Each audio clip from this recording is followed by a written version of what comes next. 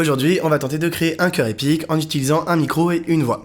Même si on a de très bons VST pour les chœurs, on n'a jamais la même précision qu'avec une vraie chorale, et ça s'adapte pas toujours aux morceaux qu'on a envie d'avoir, donc on est parfois obligé de faire avec. Là, j'avais envie de faire cette expérience avec vous pour voir s'il est possible de recréer le son d'un chœur massif avec des paroles bien articulées et bien placées, en enregistrant des couches de voix et avec quelques astuces de production. Franchement, je suis assez curieux du résultat. Vous allez donc avoir l'immense privilège de m'entendre chanter dans cet épisode, et je vous préviens, ça va être quelque chose. On est parti, je suis Otem, sur cette chaîne on parle de musique de film, et aujourd'hui on va faire un chœur épique avec une voix.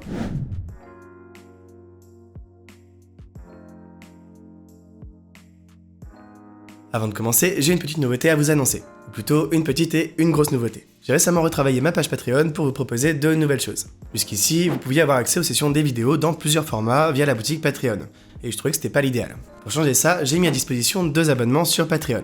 Le premier niveau d'abonnement vous donne accès à toutes les sessions pour seulement 10€ par mois, de quoi permettre à tous ceux qui souhaitent me soutenir de le faire et de profiter de toutes les sessions chez vous, pour pouvoir décortiquer chaque étape des morceaux que vous voyez en vidéo. Et surtout, pour ceux qui souhaitent aller plus loin, la grosse nouveauté c'est que j'ai mis en place un deuxième niveau. Dans celui-ci, vous avez accès à des sessions de cours en groupe de 2 heures que j'animerai tous les 15 jours avec vous, avec des activités et de quoi échanger tous ensemble chaque jour pour suivre vos projets. Vous aurez en plus accès à des réductions sur les formations et bien entendu aux sessions des vidéos à télécharger comme le premier niveau. L'idée c'est de faire une sorte de grande classe de musique avec un espace de discussion rempli de gens motivés à apprendre et à progresser, et de profiter de la dynamique de groupe et des feedbacks avec chaque quinzaine un nouveau thème et un défi en lien avec le sujet abordé. J'ai pu expérimenter ça avec une poignée d'entre vous la semaine dernière, et personnellement j'ai adoré et les retours que vous m'avez fait sont hyper positifs. Voilà, je pense qu'on est pas mal pour aujourd'hui. Merci en tout cas, c'était cool. Merci beaucoup. Merci beaucoup. Ah, c'était super. Hein. Merci au thème. Si vous souhaitez vous inscrire, je vous donne rendez-vous sur Patreon. Attention, j'ai limité ce niveau à seulement 20 places, histoire de pouvoir constituer des petits groupes de travail, donc ne traînez pas trop pour vous inscrire. Merci à ceux qui me suivront dans ce projet, la prochaine session est prévue pour mardi prochain à 19h, et j'ai hâte de vous y retrouver. Dans une de mes dernières vidéos, je vous avais présenté les VST de chœur épiques que je préférais. Certains étaient bons sur les notes longues, mais pas sur les notes courtes. Et d'autres étaient bons sur les notes courtes, mais pas sur les notes au sustain, et la plupart ne permettaient pas de créer un vrai chant avec des paroles. Il y en a un seul qui se démarquait, c'était Hollywood Choir, qui était déjà excellent et qui permettait d'entrer les syllabes, et malgré tout, je trouvais qu'il manquait un peu de clarté, en particulier sur les notes piquées qui étaient assez floues. Même si ces VST commencent vraiment à être développés, j'ai toujours une petite frustration quand ils ne sont pas parfaitement adaptés à un morceau. La voix, c'est rempli de nuances et à mon avis, le seul moyen d'avoir un résultat vraiment précis, c'est d'enregistrer un véritable chœur. Après, entre nous, j'ai pas ça sous la main, mais est-ce qu'il est possible de recréer ça en enregistrant ma propre voix plusieurs fois ? Alors c'est un truc que j'avais déjà essayé il y a plus d'1 an sur un morceau que j'ai produit avec Audrey Kessidjian, qui est une chanteuse incroyable avec qui je collabore souvent. Là, on s'était amusé à enregistrer nos voix plein de fois pour créer un chœur et pour accompagner la voix principale. Mais là, on était sur un chœur relativement réduit, puisqu'on était davantage sur un style pop.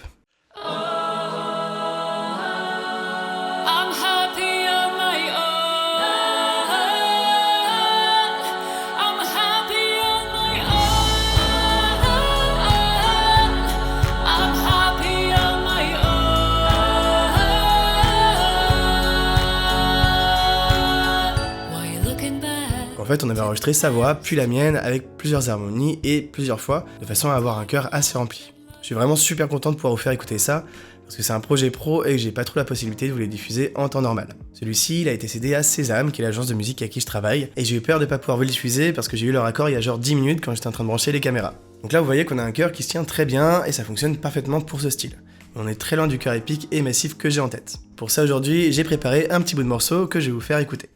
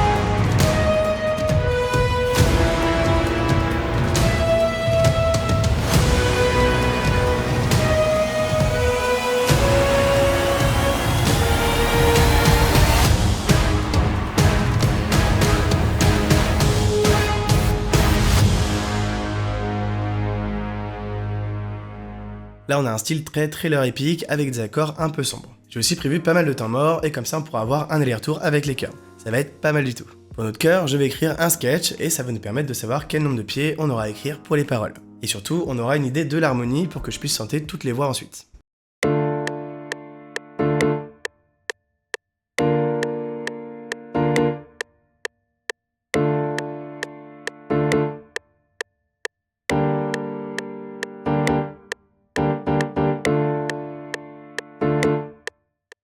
Là, j'ai envie d'écrire un truc en latin. Alors, je parle pas latin personnellement, donc on va s'aider de ChatGPT pour ça. Je repense à ceux qui faisaient latin au collège, franchement, force à vous. Donc là, je vais lui demander de m'écrire un chant en latin avec 3 pieds par phrase.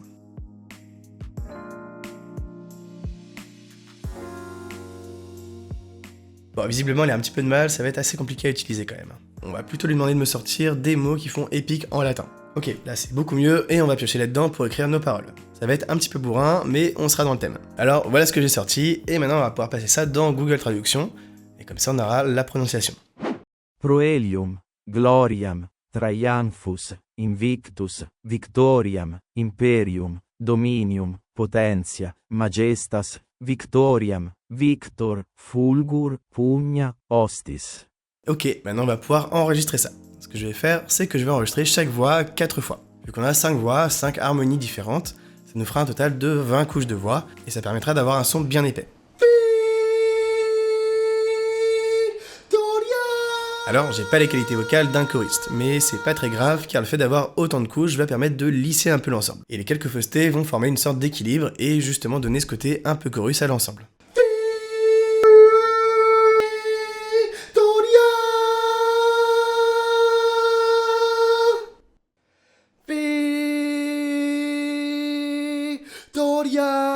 Là, je me place relativement loin du micro pour obtenir un son avec peu d'aigus. Et ça nous aidera à avoir ce côté lointain pour nos chœurs.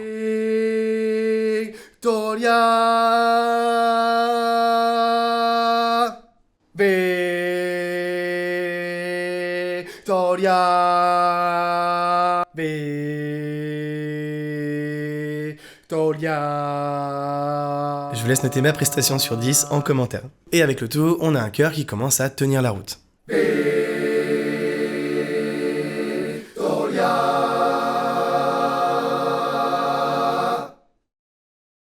On arrive maintenant à la partie un peu relou puisqu'il va falloir éditer chaque voix. Là, je vais vérifier que chaque prise me convient une par une et venir corriger les défauts si besoin. Ce que je vais faire aussi, c'est choisir une piste de chaque harmonie et l'autotuner au maximum. Comme ça, on aura dans chaque harmonie une piste parfaitement juste et ça aidera un peu à faire tenir l'ensemble debout.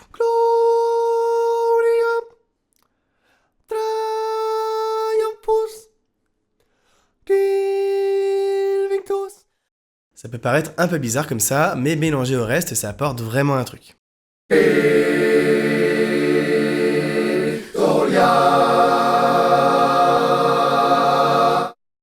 fois que c'est fait, on va pouvoir éliminer les blancs et on aura un ensemble tout propre.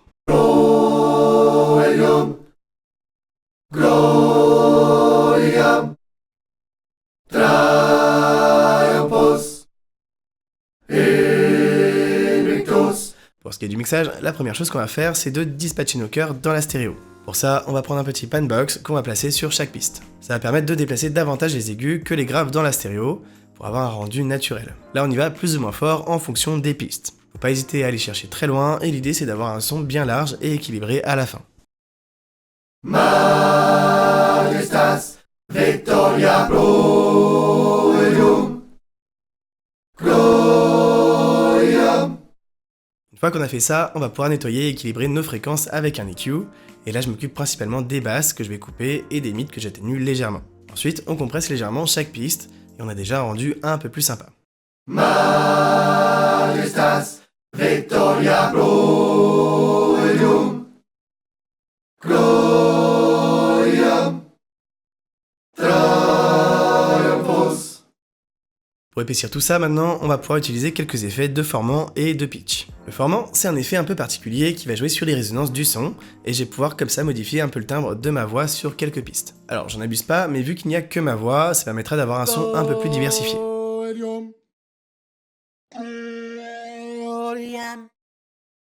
Triumphos invictus victoriam imperium. Après ça, je vais aussi pouvoir choisir quelques pistes et les envoyer sur des pistes auxiliaires que je vais pitcher une octave plus bas, et ça permettra encore une fois d'épaissir un petit peu.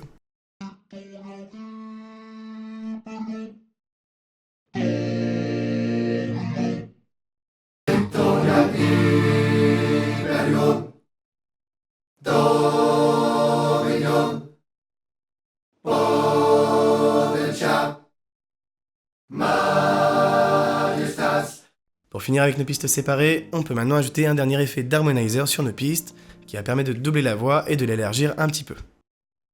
Gloriam triumphos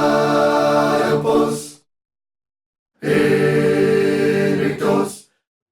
Pour finir, on peut maintenant traiter les chœurs dans une piste bus. Là, je réduis les fréquences situées dans les low mids qui risquent de rentrer en conflit avec le reste des instruments de mon morceau. Et ça donnera en plus un côté plus produit à l'ensemble. Je retire aussi pas mal d'aigus pour permettre d'éloigner un peu plus la voix, et comme ça on aura un peu plus l'impression que notre chœur a été enregistré dans un grand espace. C'est vraiment important de baisser les hautes fréquences si vous avez l'intention d'ajouter des grandes réverbes comme on va le faire ici. Parce que les aigus portent moins que les graves, donc un son lointain comportera naturellement moins d'aigus. Et comme un son avec beaucoup de réverbération, ça va de pair avec un son qui apparaît lointain, ce serait pas logique d'avoir autant d'aigus là-dedans. Ensuite, on va venir ajuster un peu les différentes fréquences qui peuvent ressortir avec un plugin qui s'appelle Sooth. Ou plutôt Sooth, si on le prononce bien, mais c'est dur à dire. Ça ressemble à un EQ, mais en réalité c'est un VST qui va permettre de réduire certaines résonances ou certaines fréquences problématiques en faisant plus de 40 000 opérations par seconde. C'est assez ouf.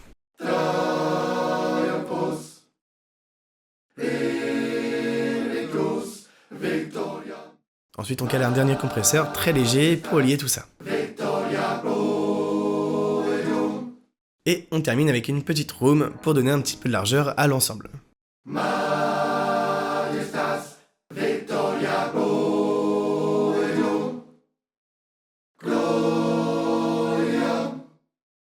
Là, ça fonctionne bien, mais pour avoir cet effet plus choral, eh bien on va pouvoir ajouter une grosse reverb, on va placer sur une piste auxiliaire, donc en plus de notre piste de base. Là, on choisit une reverb assez longue de 2,5 secondes et on la fait jouer assez fort pour bien flouter les chœurs. Je vous fais écouter ce que ça donne.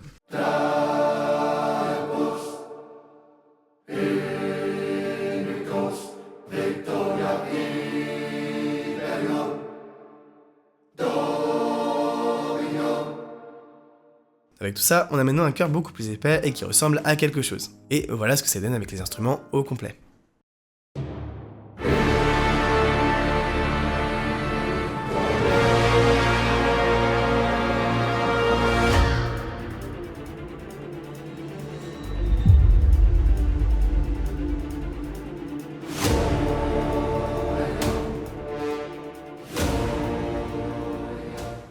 Et là, c'est la cata. Ça marche à peu près, mais ça correspond pas du tout avec ce que je voulais. Et en fait, quand on y réfléchit, c'est assez logique. Si on observe un peu les chœurs épiques présents dans les morceaux de musique de film, on s'aperçoit que mes 20 voix sont très légères comparées à ces derniers.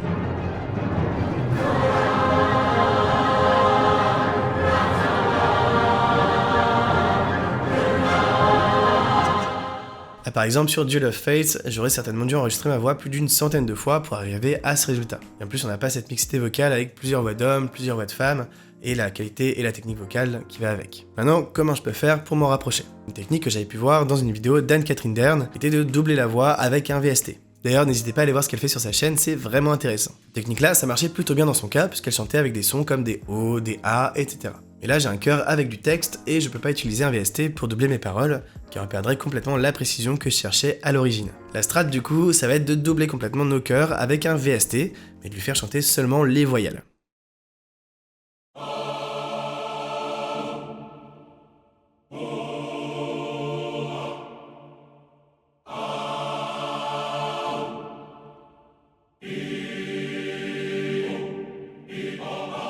Alors tout seul comme ça, on est d'accord, c'est pas terrible.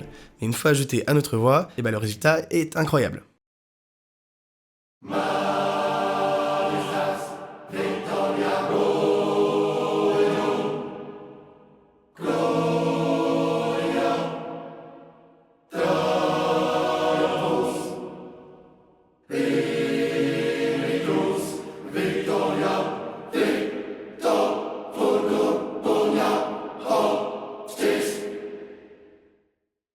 surtout sur la fin, le résultat est ultra net, c'est exactement ce que je voulais et ça aurait été complètement impossible d'obtenir ça avec un VST. C'est la fin de cet épisode et comme d'habitude je vous fais écouter le résultat en fin de vidéo. N'oubliez pas d'aller checker ma page Patreon pour ceux qui souhaitent soutenir la chaîne et en apprendre davantage. Vous allez les cours en groupe qui commence très bientôt et aussi la session d'aujourd'hui qui est disponible en téléchargement dès à présent. Moi je vous dis à la prochaine, merci d'être resté jusqu'à la fin, c'était Autem, prenez soin de vous et à très vite.